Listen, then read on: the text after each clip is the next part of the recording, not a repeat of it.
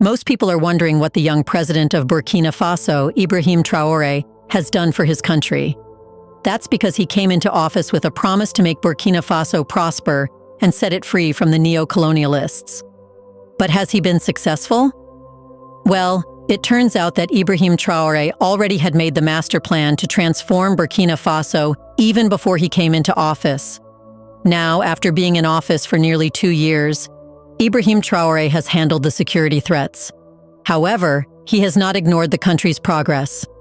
With an airport worth $420 million that can handle 1.5 million passengers to gold refineries, solar parts, new roads, dams, high-speed trains, and tens of other projects, Ibrahim Traoré is making Burkina Faso a country the Europeans will come to live in.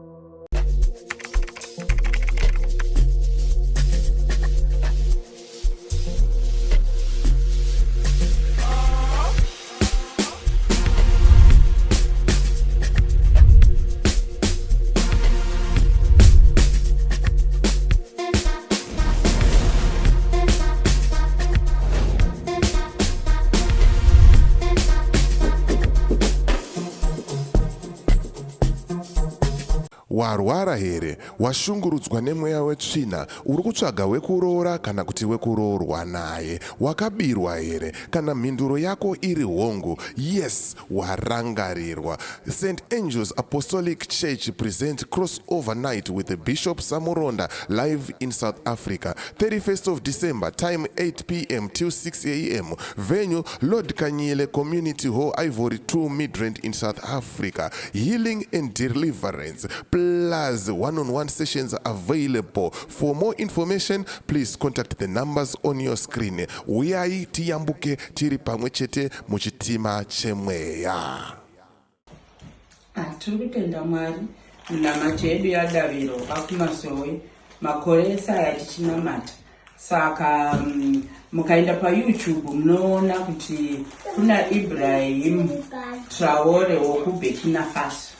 Saka 2 years kwakaitwa coup. Saka pa 2 years paatora chinzvimbo ari president, atovaka marodhi, vaakugadzira gold, atovaka airport, vaita zvipatara. So he's doing very well. Saka ndokudavirwa. Ndosaka pakaenda kangoimba kuti mweya wakatipa kuimba kwekuti Mwari waAbrahama naIsaka ndiye Mwari watinonamata. Saka tinoziva kuti zvanga zvichirwadza kuvanhu vekuZimbabwe nokunamata uku, asi Mwari azochidavira. Nokuti mweya mutsvene uri kuti hanzi ndiri kuda one railway line from Cape to Cairo, uye ndiri kuda kuti vanhu vese vabatane. Africa one country, ndiri kuda one president muAfrica, uye ndiri kuda zvipatara, marodzi achagadzirwa. Saka mhinduro taitoshaya kuti ichauya sei, asi yauya nomurume uyu anonzi Ibrahim. Saka tiri kuziva kuti isimba raMwari. Saka munamati yedu, saka vanhu vekuZimbabwe chiregai kuchema. Saka zvinotoratidza vese kana vane chido maleaders vomuAfrica ngavabatane naIbrahim. Akutogadzira gold, akatobhadhara chikwereti chokuAmerica 4.79 billion. It's not easy. Cash.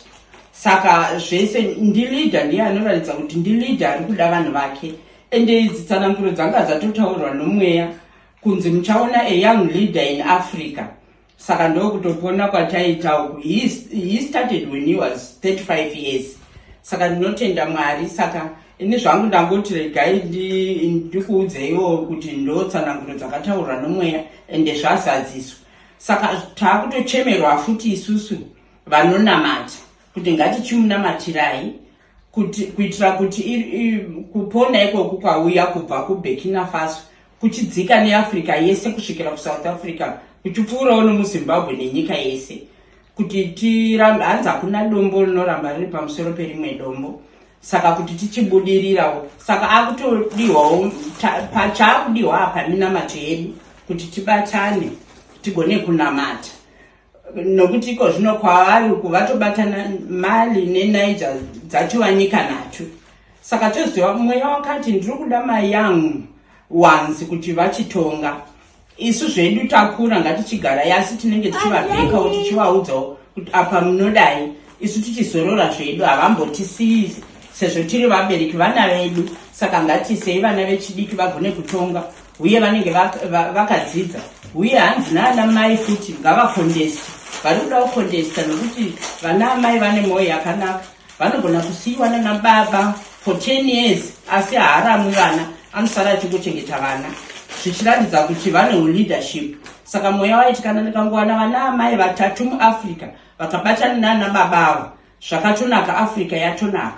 Nokuti iye Ibrahim Traore akatoti nokuti vanga vakacolonizwa neFrench akati aiwa French, I can do it by myself. Saka togona kumira tega as Africa.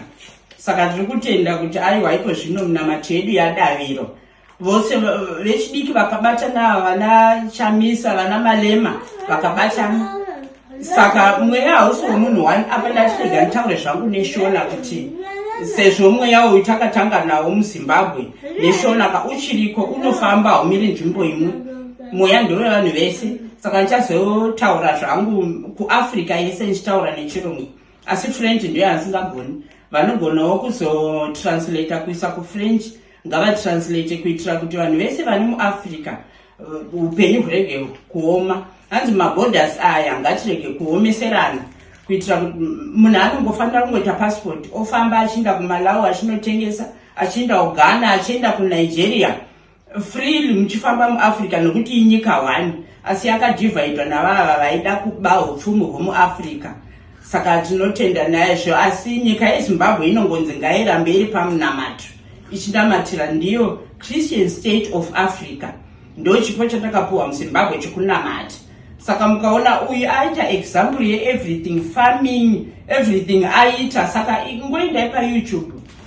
Chinongonetsa ndechekuti hakuna magetsi, but iye antoriwo nedhamu akatogadzisa magetsi. Zvese zvinoita zvokuti maleaders edu akabatana naye Africa gore rino ra2025 zvinhu zvese zvinenge zvatonaka, nokuti mweya wakataura kuti ndaona marodzi atongogadzirwa nokukasira, zvipatara, everything back to normal, zvokuti ivo vedzinonyika uku vachatozouyawo vachitozochema nokuti zvese zvinenge zvamo muAfrica munenge makutozovabatsirawo vari kunyika dzino idzi.